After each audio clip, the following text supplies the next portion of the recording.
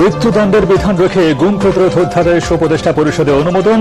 এই আইনের ফলে আর কোন সরকার গুমের রাজত্ব চালাতে পারবে না বললেন প্রেস সচিব। টালবাহানা না করে নির্বাচনের তফসিল ঘোষণার দাবি মির্জা ফখরুলের, তা না হলে ব্যর্থ হবে অন্তর্বর্তী সরকার। নির্বাচনের দিনেই গণভোট চায় বিএনপি।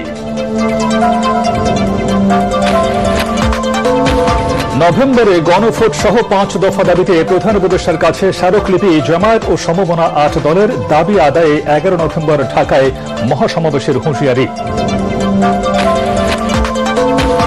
বিচার ও সংস্কার নিয়ে বিএনপি জামায়াতের অবস্থান পরিবর্তন হলে যে কারোর সাথে জোট হতে পারে এনসিপির। মনোনয়ন ফর্ম বিক্রি শুরু।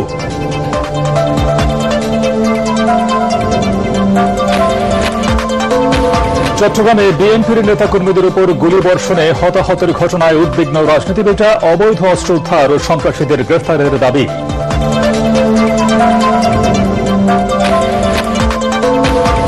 এবং নির্বাচিত সরকারের পরিবর্তে তত্ত্বাবধায়ক সরকারের অধীনে নির্বাচন অধিক গ্রহণযোগ্য ও শান্তিপূর্ণ, মন্তব্য অ্যাটর্নি জেনারেলের।